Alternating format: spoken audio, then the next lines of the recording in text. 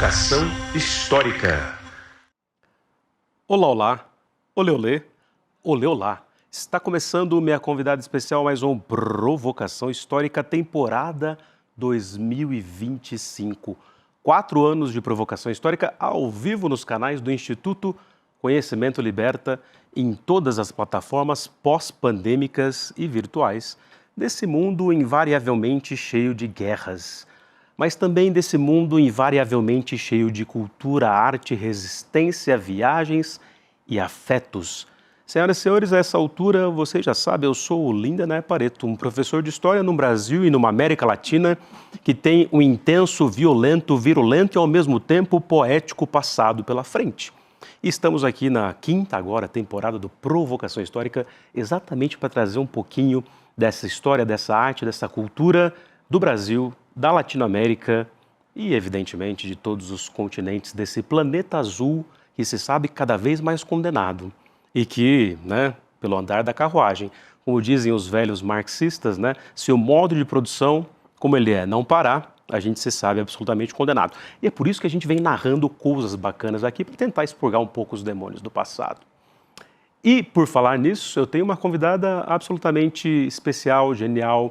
Ela é escritora, ela é jornalista, ela é fotógrafa, ela é especialista em direitos humanos.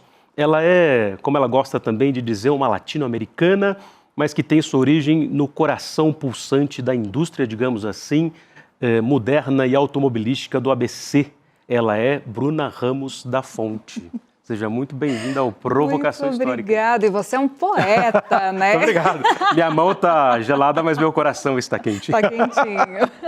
Seja muito bem-vinda, que alegria a gente conseguir fazer essa prosa, né? Meu conterrâneo, né? Exato. Diretamente do ABC paulista, das lutas sindicais, das indústrias, né? E tudo aquilo que compõe o nosso grande ABC paulista, né? Exato, que a gente falava nos bastidores que, como o Drummond fala, que Itabira está na alma dele, calçado de ferro, coração, sangue de ferro. A gente tem essa coisa, da, digamos, melancolia do ABC. Que é muito particular, né? Tem certas coisas que só a gente que é do ABC entende, porque apesar da gente estar muito perto de São Paulo, tem um comportamento muito próprio, tem uma expectativa muito própria. Até um certo ponto, nós que somos do ABC fomos criados, várias gerações aí, para trabalhar na indústria, para realmente seguir esse caminho. Então, existem desafios, existem pensamentos, a psicanálise, do ABC, ela é muito particular o nosso comportamento, E também forjou as pessoas que somos nós dois aqui, Exatamente, Praticamente da mesma geração e eu em Santo André, você em São Bernardo, mas você mora em Santo André, Nascida em São Bernardo, apenas nascida, mas morando em Santo André desde sempre. Olha só. Pertinho de onde você nasceu, Descobri hoje. Exato, no Hospital Cristóvão da Gama. Interessante você falar isso para a gente pensar esses afetos das viagens e dos seus estudos e do seu romance aqui. De formação, porque por conta de vários lutos e tal, me reconectei com a história de Santo André mais uma vez. E aí, o Hospital Cristóvão da Gama, o dia 8 de abril, aí eu tinha uma fantasia assim de infância, que era que eu tinha nascido no dia 8 de abril e Santo André tinha mudado o dia do aniversário para o dia do meu aniversário, e não o contrário. Mania de grandeza, Mas, enfim, era uma fantasia. Já levou para análise? Várias vezes. Várias vezes. Mas claro que era um xiste, Mas, Bruna Ramos da Fonte, vamos falar desse sobrenome aqui também, mas ela está aqui, entre outras coisas e causas, porque ela também escreve biografias, escreveu a biografia do Sidney Magal, a gente vai falar disso. Roberto Menescal e Bossa Nova, Tem Exatamente. Tantas coisas. É um universo variado, um mundo de sensações. Exato. E eu fiquei maravilhado, que apenas uma mulher latino-americana. Tá aqui, fechou em mim aqui, bonito. E, inclusive, ela generosamente, junto com a editora Rocco, vocês podem acessar, vamos pôr na tela aqui o site da Rocco com o livro. Vocês podem acessar até o dia 31 de janeiro, que vocês têm 50%, não é isso, Bruna? 50% de desconto no livro da Bruna. Exatamente. Não é isso? É um presente para o público aqui do ICL, Então faça você o jabá com a sua voz. E para você que quer adquirir apenas uma mulher latino-americana, uma cortesia editora Rocco, 50% de desconto para você. Maravilhosa. Ô, Bruna, então vamos lá. Apenas uma mulher latino-americana em busca da voz revolucionária. Você é muito chique, Você já foi em vários bons programas falar sobre isso. Foi no Bial também, que eu vi alguns trechos, né? Sim. Sempre Libriange Elegantérrima, inclusive, né? Lá de Dama de Vermelho que eu vi. Mas, enfim, o que é o livro e por que ele tem a ver com o ABC, mas ao mesmo tempo com Cuba, com a Argentina, com o Che, com a Leida, mas também com Parra, enfim... Conta para o nosso público. Porque somos todos latino-americanos, né? Muito curioso isso, porque a gente no Brasil não se reconhece como latino-americano, né? Tem uma questão cultural aqui nossa de percepção, né? De autopercepção. A gente é confuso enquanto identidade brasileira, né? Essa coisa da gente ser filho, neto, bisneto de imigrantes. Então, muitas vezes a pessoa se sente mais europeia do que latino-americana. O que é ser brasileiro, o que é ser latino-americano. E a América Latina, ela não está apartada da gente. Na verdade, ela está dentro de nós. E às vezes eu vejo as pessoas dizendo assim, como é que eu faço para conhecer a música latino-americana? E eu pergunto, o que você escuta? Eu escuto Chico Buarque, Djavan. Então, você já conhece música latino-americana, né? Porque isso já é música latino-americana. Mas eu tive uma formação muito singular, né? Muito privilegiada, humana mesmo, né? Crescendo ali no nosso ABC paulista, onde a gente teve muitos refugiados ao longo das ditaduras, né? No período de Guerra Fria. Então, pessoas que vieram da Argentina, do Chile, do Uruguai, justamente buscando esse refúgio em tempos de ditadura, né? E fugindo dos seus governos autoritários. Então, eu cresci num meio, sabe, sempre muito permeado por essa cultura dos Andes, por essa cultura caribenha, toda essa influência ali que veio, né? Dessas pessoas que eram amigos da família. Então, entre empanadas e conversas ali, depoimentos, e sempre ouvindo, né? Aquelas histórias que pareciam lendas, porque a gente fala assim, nossa, mas como é que isso aconteceu num passado tão próximo da gente, né?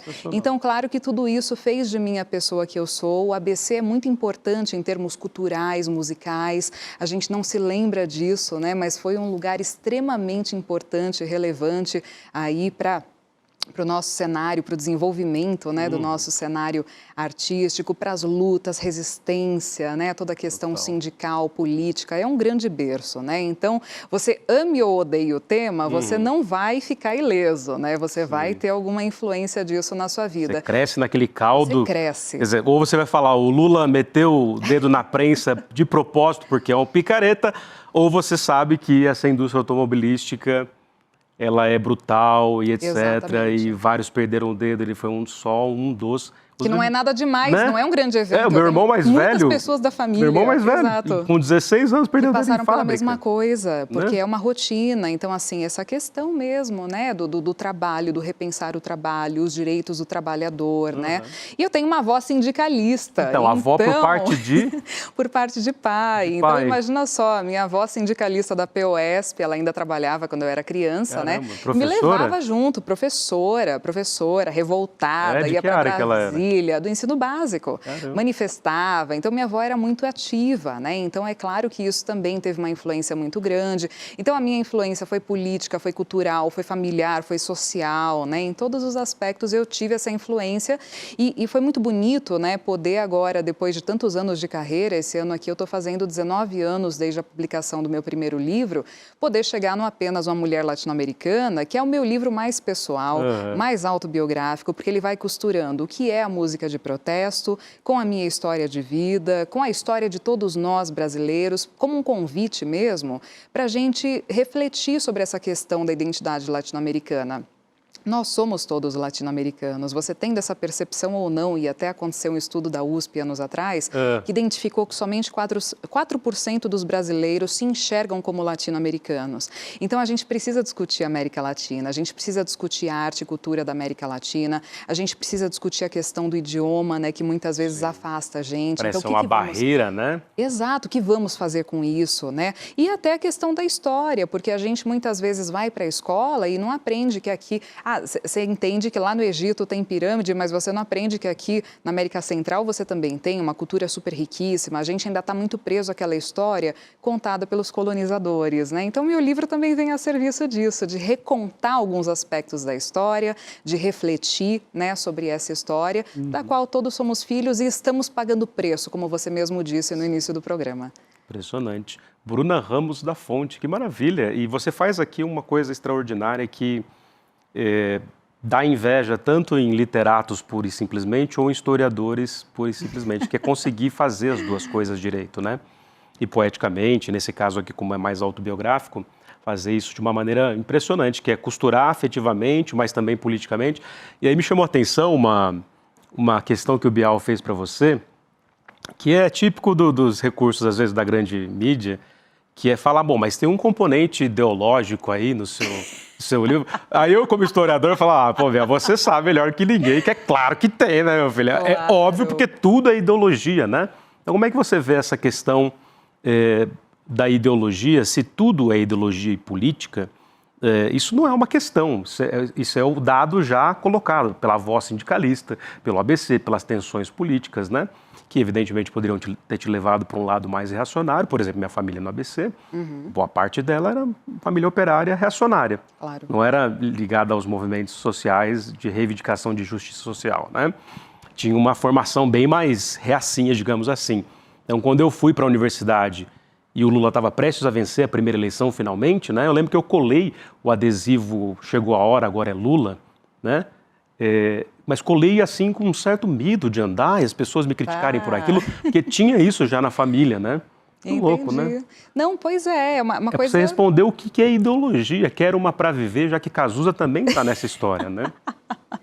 Pois é, eu sempre tive muita consciência, né, de quem sou, de onde venho. Todos os eventos, os acontecimentos da minha vida me trouxeram, né, a esse lugar onde eu estou hoje. Não tive uma origem fácil, né, e até no livro conto um pouco do que é a minha família, dos imigrantes, da situação que vieram para cá. Então, é claro que tudo isso, até a realidade social, né, da minha família, dos meus antepassados, também me despertou muito para isso, né? Então, eu sou uma pessoa que tudo se embasa nessa ideologia, não tem jeito. Eu sou uma pessoa... E eu costumo dizer também o seguinte, eu sou a irmã mais velha, então eu aprendi a dividir muito cedo, então não tem como ser diferente disso, né? Eu sou sempre uma pessoa que está pensando no coletivo, que está pensando no próximo, que está pensando no outro. Isso faz parte da minha composição de história, minha composição humana, minha composição familiar, né? Não tem jeito. E é interessante porque, apesar da minha avó sindicalista, em casa, assim, minha família... A sua avó sindicalista minha parece... avó sindicalista? Parece o ato falho da psicanálise, né? Minha avó e minha voz. Minha avó sindicalista, né, que se criou ali naquele momento, mas apesar disso, meu pai e minha mãe não eram pessoas muito da política, mas eram desse lado da arte, né, de ouvir a música. E é claro, quando você escuta uma música que é uma voz política, quando você escuta Mercedes Sosa, Tarancon, Raíces de América, Silvio Rodrigues, Pablo Milanês, você precisa ser uma pessoa realmente muito alienada para não entender, para não captar toda aquela ideologia que está por trás, que está embasando aquilo. E é óbvio que o meu envolvimento político também começou muito cedo. Eu comecei a frequentar os meios políticos, partidários e tudo mais muito cedo também, né? E sempre assim, muito ponderada, sempre ouvindo todos os lados, mas muito ciente de quem era e de que lado estava e de que lado estou até hoje. Isso fica muito evidente no livro. E até no texto de apresentação do livro, né, o Pedro Vasques, meu editor, que é editor do Frei Beto, da Clarice Lispector, ele escreveu um texto belíssimo, né, que está na orelha do livro, que ele fala que esse livro ele une duas facetas da Bruna, dois aspectos meus, né? Que é a militante com a erudita. E é assim realmente que eu me vejo. E esse livro é isso, é a tradução dessa pessoa que eu sou, que não é uma pessoa de extremos, que é uma pessoa ponderada, mas que é uma pessoa muito ciente e consciente do seu papel no mundo e do papel da sua arte, inclusive. Maravilha, excelente. Eu sou suspeito aqui, vim até homenagear você nessa prosa aqui que a gente conseguiu fazer, com a camisa aqui da Estrela Vermelha, às vezes solitária, mas também que já foi grande realidade nessa América Latina que em outros momentos, principalmente na Guerra Fria, né? Mas não só, mas conseguiu emplacar uma revolução como a Revolução Cubana, né? Ao mesmo tempo, isso tem o Salvador Allende no Chile, tem o João Goulart no Brasil, quer dizer, né? Houve um momento que, de fato, eu e você provavelmente nem tínhamos nascido e só fomos ver isso depois, mas em que houve uma possibilidade de um mundo alternativo a esse mundo neoliberal que aí está, né? Então, das prosas aqui, das histórias, conta um pouco pra gente, assim, qual é a sua conexão com os Parra, né? Tem até o texto dela aqui, né? mas também com a questão do Che Guevara, e você conheceu a Leida também, né? Fala um pouco dessas histórias. Exatamente. Você sabe que a ideia desse livro nasceu no ano de 2012. Eu tinha acabado de lançar pela Rocco essa tal de Bossa Nova, né? E é muito curioso porque a Bossa Nova tem essa ligação com a música de protesto, porque foi com o golpe de 64 que a Bossa Nova terminou, né? Então colocou um final, não tinha mais dias de luz, festa de sol, né? O Chico foi criticado até por demorar, supostamente, a fazer a transição para uma música mais engajada, não foi? Muita gente, né? Muita Porque gente, assim, eles precisaram escolher um lado, né? Que é para onde você iria? Você ia fazer música engajada ou você vai embora do país, vai continuar fazendo a música que você fazia antes? Que foi até o que aconteceu muito com a Bossa Nova, né? Ela acabou ganhando espaço fora e se tornou esse gênero celebrado no mundo inteiro por conta disso, porque aqui no Brasil já não tinha mais espaço, né? Mas eu sempre gosto que meu trabalho tenha uma continuidade. Como a Bossa Nova, ela termina com a música de protesto, ela termina com o golpe, termina nesse cenário, eu estava muito pensativa e com muita vontade de fazer um projeto que continuasse, sabe? Como se fosse uma continuação daquele livro que eu tinha lançado, falando especificamente sobre isso.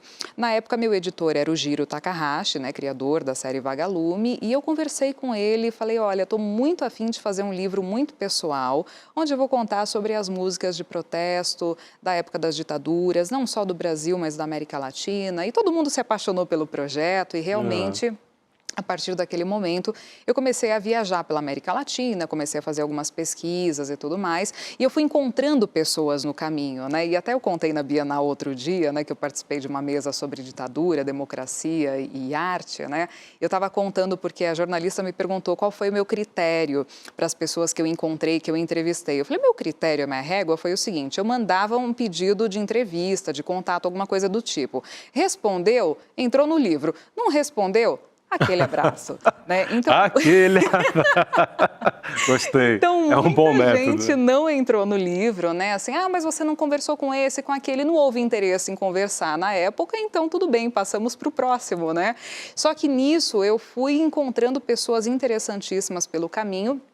Uma das primeiras pessoas que eu encontrei nessa pesquisa foi justamente a Tita Parra, que é neta da Violeta Parra, então, né? Ela é neta, né? Grande compositora de Graças à la Vida. E a Tita estava no Rio de Janeiro. Por acaso, eu mandei um e-mail para ela e ela me respondeu. Eu estava no Rio, ela também estava, a gente se encontrou, a gente se conectou logo de cara, nos demos muito bem. Ela até conta isso no prefácio do livro. E na sequência ela pergunta para mim, você conhece o Chile? Eu falei, conheço. Ela falou, você não quer voltar para o Chile então e passar um tempo na minha casa? Porque aí eu te apresento outros compositores, te apresento outras pessoas. E mais que isso, eu moro na casa que minha avó construiu. Ela mora na casa que morava a Violeta Parra. E Voz Mecê ficou na mesma casa? Fiquei, passei algum tempo morando ali, tendo o enorme prazer, né, de conhecer muitas pessoas interessantes. Eu já tinha ido ao Chile a convite do Antônio Skármeta, né, o autor do Carteiro e o Poeta, que era meu leitor, faleceu recentemente, né? E ele e a esposa me convidaram para passar férias, então minha primeira ida ao Chile já foi muito bonita, já foi muito interessante. Eu que já era muito fã do Neruda, né, do próprio Skármeta também, então tenho essa conexão muito forte com o Chile, né? E aí aconteceu uma história muito interessante, que eu estava no Chile para o Dia das Mães e a Isabel, né, Parra, filha da Violeta, eu passei o Dia das Mães com ela e ela me disse, olha, esse ano eu tenho a missão de ser a sua mamãe, porque a sua mãe está no Brasil. Então eu vou ser sua mãe. Porra, queria muito. Mães, né? E ela, no almoço de Dia das Mães, ela tirou assim da bolsa 2 cópias do livro que ela escreveu sobre Violeta. E ela falou, olha, uma cópia é para você e a outra eu vou deixar com você para o caso de você encontrar o Silvio Rodrigues por aí. De que maneira eu encontraria o Silvio Rodrigues isso, né? por aí, né? Eu falei, então eu vou precisar ir para Cuba entregar esse livro. E claro, isso aconteceu 12 anos atrás. Hoje a gente tem uma conexão muito mais fácil com Cuba. A gente consegue né, conversar com as pessoas, consegue mandar e-mails. Naquela época era mais difícil. Eu fui né? em 2013 e era muito difícil. Mesmo ano que eu fui. Primeira vez que eu fui para Cuba Lembra foi em 2013. que você tinha que ir naquelas casas para usar o cartão? Exatamente. Comprar um cartãozinho ou usar no hotel, $10 para usar meia hora de internet. Era uma coisa assim inviável, né? Então as pessoas não tinham acesso a isso, né? Então eu não consegui fazer um contato prévio com o Silvio para marcar alguma coisa. Eu fui com a cara e a coragem, comprei uma passagem, a volta para dali a um mês, falei, em um mês vai dar tempo de conhecer o Silvio. Do Chile para lá ou do Brasil para lá? Do Brasil, fiz uma escala aqui, passei 2 dias e aí fui para Cuba a primeira vez, né? E aí tive muita sorte, porque fiquei hospedada na casa de uma família que a dona da casa tinha sido professora da Niurka, esposa do Silvio. Caramba. Então, tinha uma amizade, já conhecia, ela fez 1 ou 2 telefonemas e rapidinho eu já estava ali em contato com o Silvio Rodrigues e foi uma das conversas mais inspiradoras que eu tive na minha vida, né? Porque o Silvio, ele é um revolucionário, isso que a gente estava falando agora sobre identidade, sobre ideologia e tudo mais, ele é uma pessoa tão consciente, né, da identidade, da história dele, do país dele, dessa conexão e da função dele como artista, da voz revolucionária que ele tem, né? Então, esses encontros foram acontecendo, aí teve um outro dia que alguém comentou comigo que, olha, a família do Che Guevara mora aqui por perto, a filha dele está sempre no Brasil, participa de eventos. Falei, eu vou lá conhecê-la então. Daí bati na porta, sou Bruna do Brasil, de São Bernardo do Campo. Bruna do Brasil! Dizer que é de São Bernardo do Campo é um passaporte, né? Tem um impacto, né? Tem um Por causa impacto, do Lula, da exatamente. conexão com Cuba, né? Assim, as portas se abrem no mesmo instante, né? É muito lindo isso. E até entra aqui uma coisa que eu sempre digo, porque o brasileiro, ele muitas vezes tem esse comportamento de querer ir para lugares do mundo onde vai ser maltratado como mais um latino e tal. E a gente viajando aqui pela nossa América Latina, você é bem tratado pelo simples fato de ser brasileiro. Então, eu me sinto muito bem, muito confortável, muito feliz, né, em viajar pela América Latina por conta disso. E tive outros encontros fantásticos também, o poeta Tiago de Mello, né, que foi uma pessoa maravilhosa na minha vida, muito importante também nessa época, nesse momento. Tive também o filho da Mercedes Sosa, Fabiano, meu amigo que já faleceu também. Então, eu tive a sorte de iniciar essa pesquisa num momento em que todas essas pessoas ainda estavam aqui, estavam vivas, muitas delas já não estão, viraram lembrança nas páginas do meu livro, né? E só que quando efetivamente a gente retomou o projeto de publicação do livro, o mundo já estava ficando sinistro, né? Um contexto de polarização, de primavera árabe, todos que vieram, que estava começando a querer acontecer, né? Então, o livro, inicialmente, a gente publicaria pelos 50 anos do golpe em 2014. Não tinha muito clima para isso, aí ficou guardado na gaveta. Em 2022, a gente retomou esse projeto. E aí você imagina, né? Porque eu nunca deixei de alimentar essa pesquisa, de ler sobre, de fazer minhas anotações. Quando eu retomei esse projeto, eu tinha mais de 1000 páginas de anotação. Caramba! Então, 1000? Mais de 1000. Você tem ascendente em virgem? Qual que é o seu ascendente? Autora mesmo, né? A raiz ali, né? Exatamente. E cada viagem que eu faço, eu levo o caderno e eu escrevo o caderno inteiro. Então, assim, quando eu reuni o material, a vontade era sentar e chorar, né? Porque eu falei, eu vou escrever quantos volumes sobre a América Latina aqui. Tem que fazer uma curadoria brutal ali da coisa. Exato. E aí, claro, o livro ele é muito fruto do momento que a gente está vivendo na nossa vida, na história, na sociedade, na política, né? E certamente aquela ideia inicial lá de 2012, ela se transformou muito para chegar nesse livro agora. Quando eu senti essa necessidade de conectar, de me colocar dentro do texto, conectando a minha história para realmente, sabe, trazer essa reflexão, como eu estava dizendo, de que a nossa história, ela é uma história comum, né, comum entre nós todos aqui brasileiros. Então, através da minha história, fazer você pensar na sua. E muito interessante, porque agora, passado um tempo, né, alguns meses do lançamento, muita gente que já leu o livro entrou em contato comigo e disse, Bruna, você sabe que você falando sobre os seus antepassados, sobre imigração, sobre a Primeira Guerra e tal, eu tive a curiosidade de fazer uma pesquisa genealógica. Então, isso é muito bonito. E o livro, apesar dele ser focado na América Latina, eu voltei um pouco no tempo, por quê? A música só adquiriu essa função que ela teve no século XX, de propaganda e de protesto, porque a gente teve uma série de invenções no século XIX. Então, quando você tem o rádio, você tem o gramofone, tudo isso surgindo e se popularizando, a música ganha essa oportunidade, esse espaço de se tornar essa voz, de ter essa abrangência que antes não existiria, né?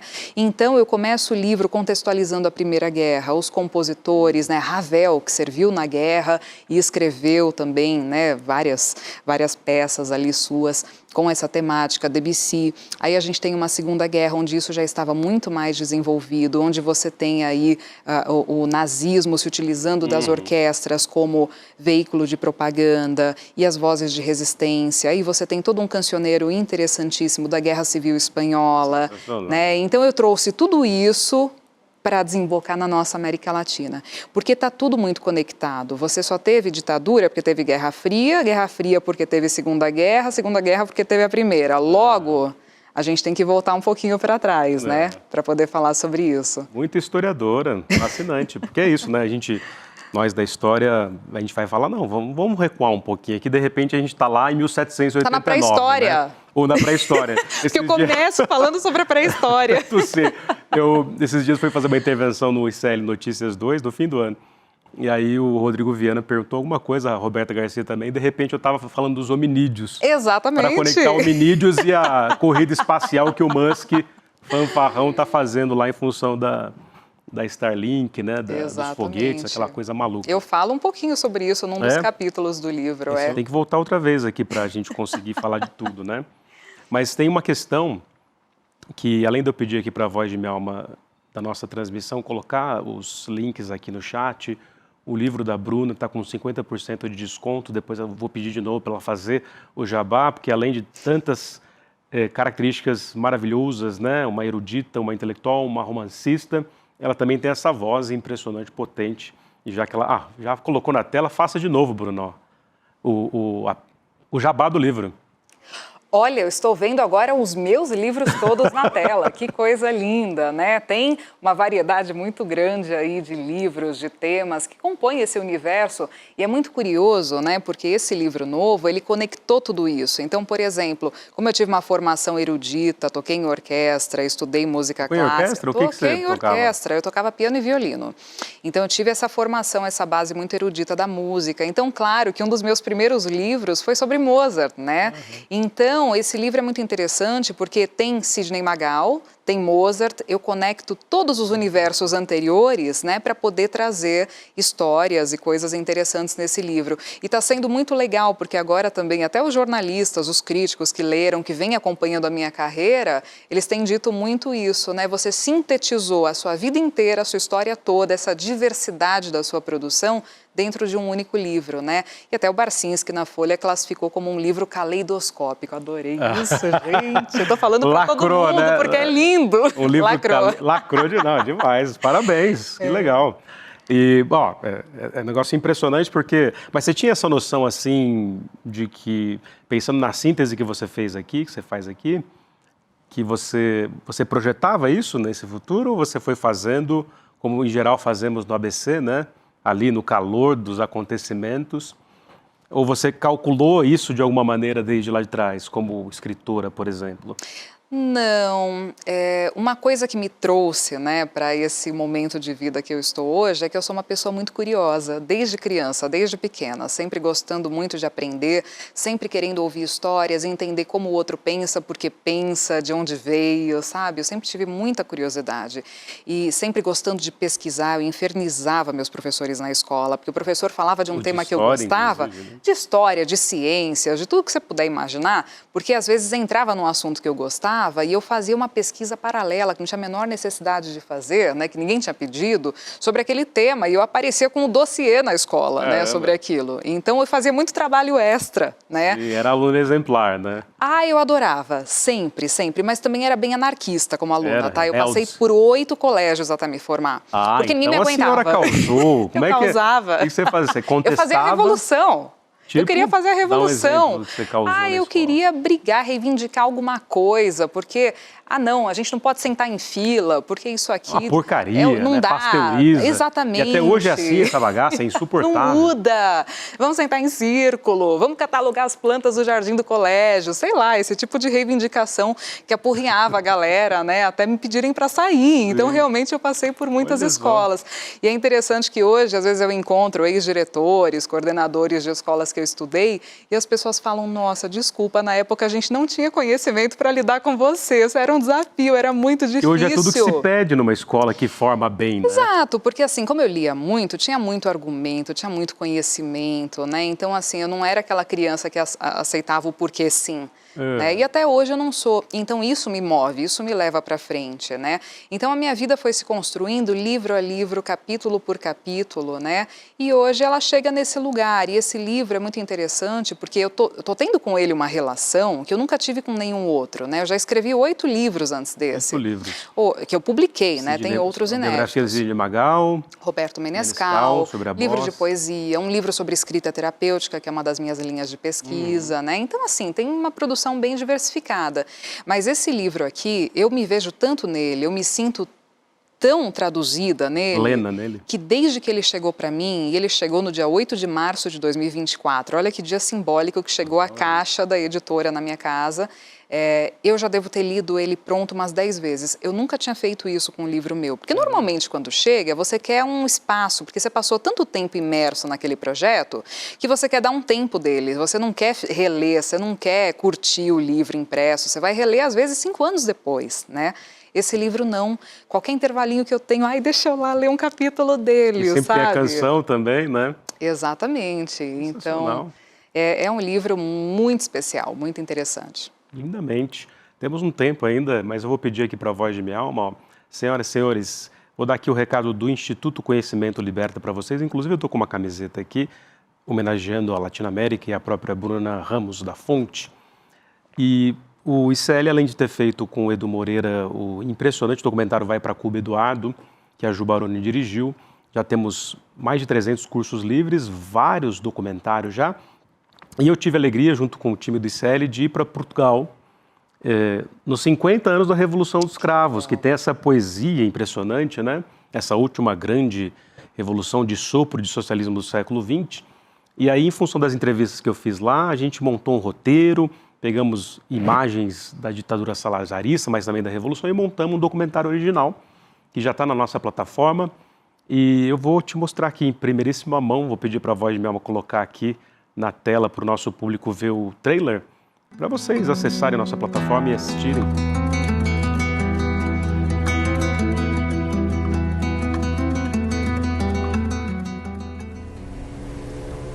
Havia transcorrido 25 minutos desde que o relógio assinalara a 0 hora daquele dia 25. Era o mês de abril do ano de 1974. Leite Vasconcelos, locutor da Rádio Renascença, provavelmente tomado por uma emoção indescritível, possivelmente com as mãos trêmulas, posicionou a agulha da vitrola na faixa do long play e deu início não à execução de uma simples música, mas uma senha que decretava o fim de 48 longos anos de barbárie, truculência e atraso. O povo é quem mais ordena. A canção de autoria de Zeca Afonso foi transmitida de maneira inusitada pelas ondas do rádio, pois havia sido censurada pela ditadura de Salazar. Não se tratava apenas da transmissão de uma música proibida, mas de uma senha que informava que a revolução seria naquele dia e que os militares deveriam mobilizar forças para tomar os pontos estratégicos do país, especialmente em Lisboa. Bruna Ramos da Fonte. Era a música do Zeca Afonso, que é a senha da Revolução, né? Grândola, Vila Morena. Eu fiquei louco lá, que é isso que você traz do livro aqui, nessa conexão profunda entre toda a vida, e como você bem demonstra aqui na sua própria vida, precisa de uma trilha sonora para ser vida, né? Para ter cor, digamos assim, para ter alma. E que hoje a gente confunde o tempo inteiro arte e cultura com entretenimento. São coisas distintas, né? Não necessariamente a arte e cultura pode ser entretenimento, mas o entretenimento, na maior parte do tempo, não é arte. Né? Então, a gente faz essa confusão muitas vezes e, por isso, a gente acaba até distanciando esses universos, né, do que é a arte e a cultura como expressão também de política, de história, de um tempo, aquela coisa toda, né? Então, é importante a gente parar para pensar nisso, porque o entretenimento, ele não tem essa função, ele entretém. E ele massifica, né? Exatamente. Mas só para terminar aqui, ó, grande público, vocês vão ver o link aqui vai estar no chat, vai estar aqui também para vocês. Acessem a plataforma do ICL, o documentário original 25 de Abril sob olhares luso-brasílicos já está disponível. E vamos apoiar a nossa causa, porque afinal trazer a Bruna Ramos da Fonte para falar de uma mulher latino-americana é porque o Provocação Histórica depende de vocês, do Instituto Conhecimento Liberta. Mas, entre outras coisas e causas, quando a gente ficou aqui ensaiando, né, a sua vinda aqui, nossa prosa, eu fiquei falando, eu perguntei para a Bruna hoje de manhã, você tem violão? Aí ela, não, e não toca. Eu falei, pô, eu também não. Aí a gente deu risada. Mas a gente tem que cantar. Senão a gente ia formar uma dupla hoje. É verdade, aqui, né? mas a gente precisa pelo menos cantar. Porque eu lembro que eu fiquei louco lá em Lisboa, quando eu entendi direito o Grândola Vila Morena, né? Terra da fraternidade, né? Você já está cantando. O povo é quem mais ordena. E fiquei lá, meio ébrio, cantando pelas ruas de Lisboa. Me senti tão português, me reconectei com a minha mãe, que por legal. parte de pai era portuguesa, digamos assim, e parte de mãe espanhóis, lá da Vila Assunção, em Santo André. Mas dessas canções aqui, eu vou pedir duas coisas para você e vou fazer uma provocação final. Lá vem. A primeira é, canta um trecho de uma dessas músicas. Eu fiquei impactado aqui com a do Ney Matogrosso, que tem a ver com o que você fez a vida toda, e por isso escreve tão bem, tenho certeza, que é saber ouvir as pessoas, né? Às vezes eu interrompo, mas eu adoro ouvir as pessoas. Provocação histórica é sobre ouvir, né? Como é que é? Eu não sei dizer... Nada por dizer. Então? Eu escuto. Não, você não vai cantar, tá tímida, Libriane. Eu vou fazer aqui. outra coisa. Tá. Me empreste seu livro. Porque eu vou fazer outra coisa que A casa é sua. eu estava com muita vontade de fazer, que é o seguinte: não vou cantar, mas vou recitar. Porque esse livro aqui termina com um apanhado aqui de poemas que eu escrevi na casa da Violeta Parra, né? Tem a versão em português, tem a versão em espanhol. E eu vou recitar um trecho aqui de um poema que eu gosto muito e que inclusive deu nome ao livro. Ele se chama Inquietação Poética. Há uma inquietação que não cabe no meu peito. Então meu coração transforma a inquietação em sentimento. Há um sentimento que não cabe na minha garganta. Então a minha voz traduz sentimento em palavra. Há uma palavra que não cabe na minha boca. Então meus lábios sopram a palavra para o mundo. Há um mundo que não cabe na minha alma. Então a minha caneta transforma o mundo todo em poesia. Dia após dia cultivo a minha poesia em versos que escrevo somente para acalmar esse coração de poeta que bate forte, fazendo tremer até os recantos mais longínquos da terra. Da mesma terra por onde caminho incansavelmente, compartilhando com as pessoas as mais singelas recordações, ideias e pensamentos que preenchem de inquietação cada gota de sangue que corre pelas veias do meu corpo. Um corpo de mulher latino-americana. Fiquei até emocionado aqui, ó. Até filmei aqui ao vivo para vocês. Parabéns, lindo.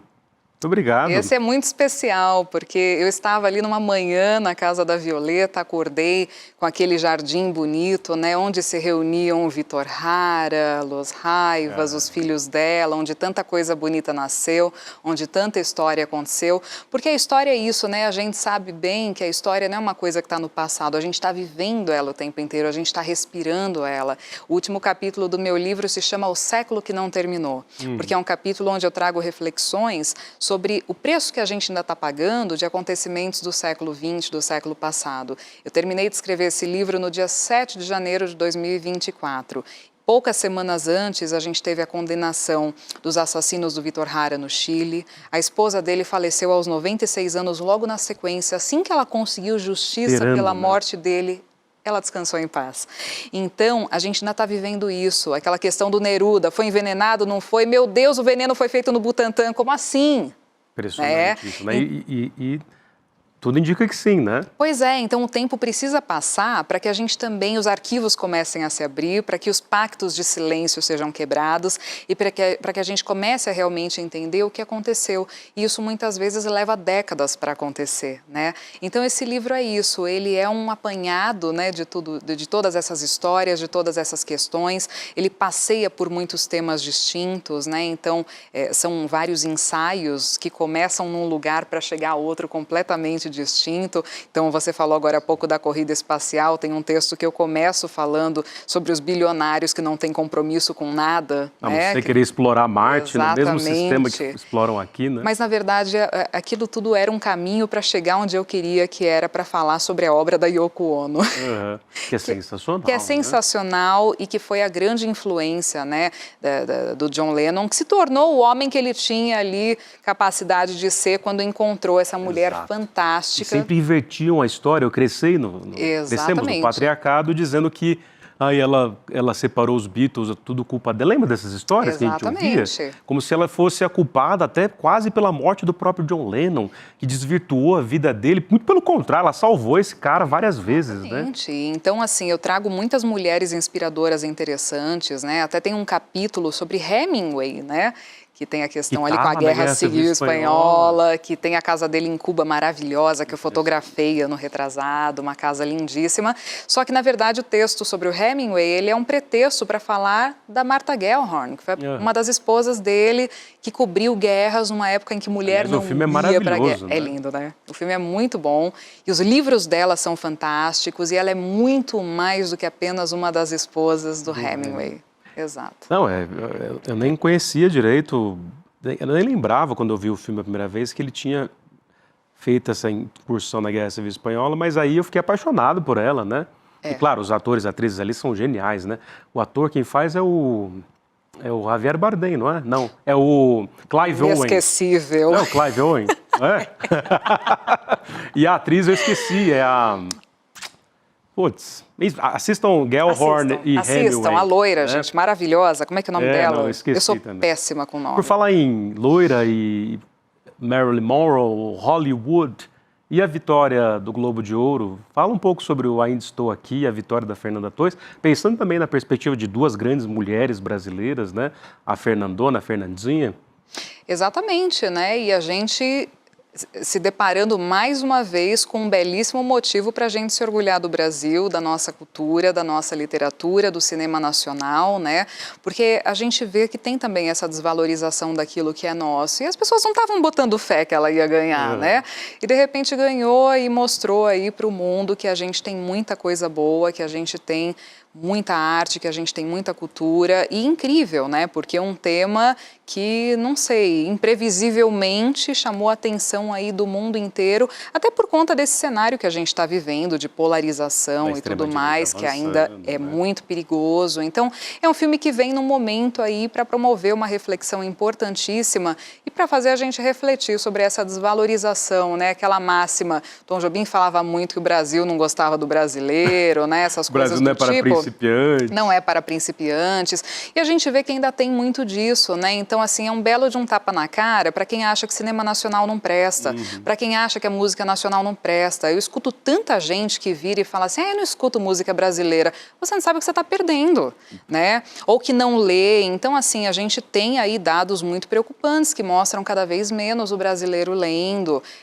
E ler mulheres, então, né? Questões patriarcais, históricas, as pessoas não estão acostumadas com aquilo que a mulher tem a dizer. Inclusive, essa é uma questão que no meu trabalho é muito presente. Eu sofro muitos ataques por ser uma mulher que escreve sobre o que eu escrevo, porque eu escrevo sobre coisas sérias. Sim. A mulher, ela é colocada nesse lugar de que tem que escrever sobre amenidades, né? Exato, coisas do cotidiano. Então, o tempo inteiro eu levo uma porrada, né, de homens. Ao mesmo tempo, é claro que tem muitas mulheres que se inspiram, poderosas, né? É claro. Você acha que as mulheres, em função do próprio patriarcado e se organizando para resistir a tempos contra e criar um novo mundo, elas são, entre aspas, naturalmente mais generosas? Porque eu tenho essa impressão. Muitas mulheres, inclusive minha namorada, que chama Bruna, ela fala lindo. Que, né, isso é maravilhoso, ela diz que toda vez que vem uma mulher como convidada, né, a prosa é outra. A prosa, ela fala sempre isso, a conversa é generosa, enfim, envolve um outro tipo de generosidade que nós, os homens, não conseguimos ter em termos de reconhecer o trabalho dos outros, das outras, sobretudo, né? Eu acho que isso cada vez mais está acontecendo, né? Porque também a gente tem que parar para pensar que essa questão patriarcal, misógina e tudo mais, ela não vem só do homem, vem de um comportamento social que é estrutural e que é cultural, né? E que acaba impregnando aí um pouquinho influenciando a vida de todo mundo. Então você tem muitas mulheres extremamente machistas. Eu já ouvi coisas absurdas de mulheres, assim, né? Exato, assim, sabe? De isso não é lugar para você, mulher tem que ficar em casa, mulher não pode ficar por aí viajando, porque eu viajei sempre pela América Latina sozinha. E a gente está falando de um território que é considerado pela ONU o mais perigoso do mundo para mulheres, né? Em termos de violência. Evitável, né? Exatamente. Só não é mais perigoso que zonas de guerra. Então, ou seja, é uma zona de guerra. É uma zona de guerra constante, porque a gente tem os índices de feminicídio que são horrorosos, né? E eu sou uma mulher que saiu por aí com a sua câmera, com o seu caderno, viajando sozinha pela América Latina. E é claro que isso trouxe reações, principalmente até de pessoas da minha família, sabe? De pessoas com uma cabeça um pouco mais antiga. Isso não é coisa de mulher que se preze, de mulher que se respeita, esse tipo de coisa. Então, a gente vivencia isso ainda. Mas, principalmente as mais jovens, e é muito legal, porque eu sempre também acabo dando algumas disciplinas em universidades, dando palestras, esse tipo de coisa, e eu vejo as meninas ali que estão entrando na faculdade, 17, 18, 19 anos, elas estão buscando uma heroína, elas estão buscando modelo, né? E muitas delas acabam criando essa relação comigo mesmo, sabe? Porque a gente, historicamente, não tem grandes modelos. Você olha, de repente, para trás na história da sua família, mães, avós, tias e tal, muitas vezes foram pessoas submissas, foram pessoas que se apagaram, que fizeram essas escolhas que a sociedade queriam que elas fizessem. Então, elas não têm modelo. Você vai, às vezes, para o mercado de trabalho, ou você vai empreender, sem ter um modelo, sem ter em quem se espelhar, né? Então, eu fico muito feliz, porque eu vejo principalmente as mulheres mais jovens, e muito jovens mesmo, né? Jovens adultas ou ainda adolescentes, extremamente inspiradas, lendo meus livros, querendo, né, me colocar muito nesse lugar, e eu me sinto muito lisonjeada mesmo, de poder ser uma inspiração, até porque eu mesma me construí porque eu tive mulheres muito inspiradoras. Minha avó sindicalista, minha mãe, minha avó Sueli. Beijo pra minha avó Sueli. Ó, mais uma coincidência do ABC. Minha mãe é Sueli. Jura? Sueli e essa eternamente, né? Sempre será. Que lindo. Sueli da Silva, iguais em todos na vida, como é? Condição Severina, iguais em tudo na vida. Grande Sueli, que era uma dessas mulheres, como a sua avó, inspiradoras, que também enfrentou tudo isso, mas conseguiu ali esse respiro, tinha essa poesia, botava as canções do Vinícius, do Chico, da Mercedes Sosa, eu não entendia pulhufa, só fui entender depois na universidade. A gente aprende por osmose, né? Porque você está ali... Mas tá lá o DNA dela. E esse é um ponto história, que eu tenho né? falado muito, porque assim, a gente só consegue também transmitir para as crianças, para as novas gerações, se existe esse contato, se existe essa troca. Hoje que cada um está com seu fonezinho, cada um está com seu aparelho, cada um está com a sua televisão, a gente não tem mais isso. Porque quando a gente era criança, a mãe colocou um disco, e a minha mãe sempre colocou muitos discos, né? E isso fez parte, assim, essencialmente da minha formação. Porque você, querendo ou não, você tem que ouvir. Você não gosta desse artista, problema seu. Você mora nessa casa e vai ter que ouvir. Vai ter que ouvir, né? E aí você vai aprendendo a gostar, você vai apreciando, você vai tendo essa troca, vai tendo contato. É lindo, né? A gente padece, né, desse momento em que as pessoas estão junto, mas elas não estão conectadas, né? Eu acho que é bem o resumo do nosso tempo. Olha, Bruna Ramos da Fonte, a gente tem tantas outras questões. Tem que voltar para falar do Sidney Magal. Já estouramos todos os tempos aqui, porque a prosa dela é maravilhosa. Parabéns pela trajetória, pela generosidade, por ter vindo aqui. Muito obrigada. Ela não cantou, mas ainda vou fazer aqui numa pergunta final. Ela vai cantar, se ela quiser, obviamente. Mas muito obrigado por ter vindo. De novo, coloquem os links aqui, o livro com desconto, Apenas uma Mulher Latino-Americana. Evidentemente que várias dessas canções, como vocês já perceberam, têm a ver com o grande Belchior e seu bigode poético. E aí somos apenas alguns rapazes e mulheres latino-americanas sem dinheiro no banco. Até engasguei aqui, porque de fato eu não tenho dinheiro no banco. Parentes importantes, praticamente do vindos do interior, né? Porque o ABC tem esse lugar das pessoas do interior falarem... em São Paulo. Aliás, Exato. o porta-portão do ABC... Não é só característico. Eu falo até hoje porta-portão. Quando começou a provocação, eu falava, você está começando mais um provocação. Aí o pessoal, pô, você está zoando o seu R aí, hein? Você não fala assim, não. Né? Fala porta-portão. Mas, ó, então, entrem de novo no site, 50% de desconto no livro da Bruna Ramos da Fonte, Apenas uma Mulher Latino-Americana, em busca da voz revolucionária. A sua presença, a ação no mundo é um happening, você é uma artista de mão cheia. Eu gostei do ato falho, é o Bruno, é meu filho, né? Aí, tá vendo? É meu filho. Seu filho? Nossos livros são nossos filhos, né? Maravilhoso. Mais um ato falho. A gente nem falou de psicanálise, mas falamos o tempo todo, né?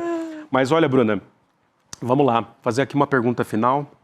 Nessa reta final para você, você tem que responder na lata. Olhando para aquela câmera ali, ó. Era essa daqui? Ela vai te fitar. Prepara. Olha lá, ó, tá vendo? Dá um medinho, né? Tá preparada? Are you ready? Sempre. Uma libriana nata. Ó, defina numa frase de efeito Latinoamérica, América Latina. Cores e sons. América Latina são cores, são sons. É isso. Se a gente quer entender a nossa América Latina, a gente tem que ouvir a nossa América Latina, a gente tem que ouvir a voz que brota da terra, do céu, das águas e das pessoas, das histórias que são tão especiais, incluindo a nossa. É não olhar para a América Latina como algo de fora, é algo de dentro. Lindamente. E pensando em América Latina e sua conexão com o Brasil, que também é África, né? Brasil. O que é o Brasil? Bruna Ramos da Fonte, que também é Sérvia, né? Um privilégio ser brasileira, um privilégio nascer no Brasil, ainda que muita gente não tenha essa consciência e não tenha esse olhar para o Brasil, mas é um país privilegiado, é o coração do mundo. Gostei disso, um dos mais bonitos, um coração do mundo. É o coração do mundo. E por falar em coração do mundo, canta um trecho Belchior comigo.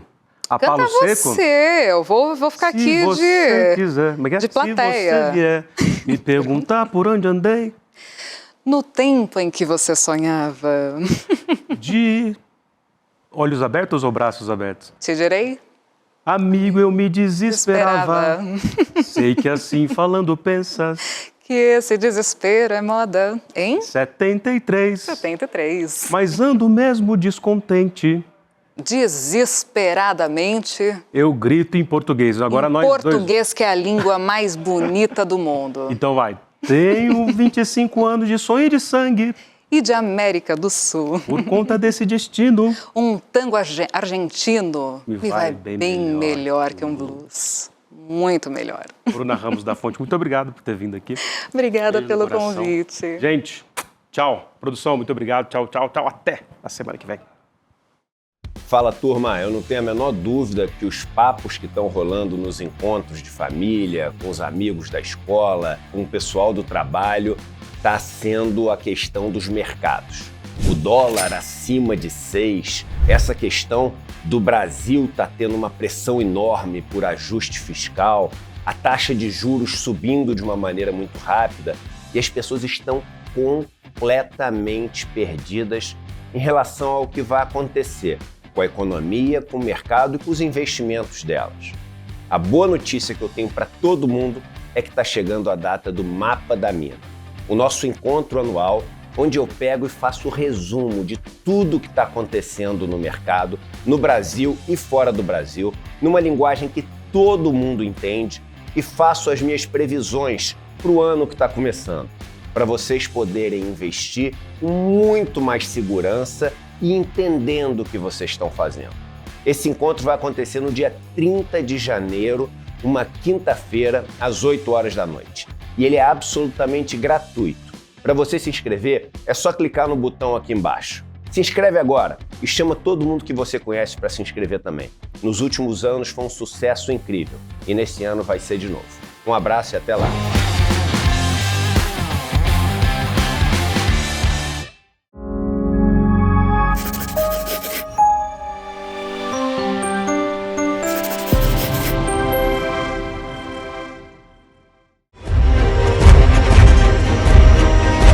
Provocação histórica.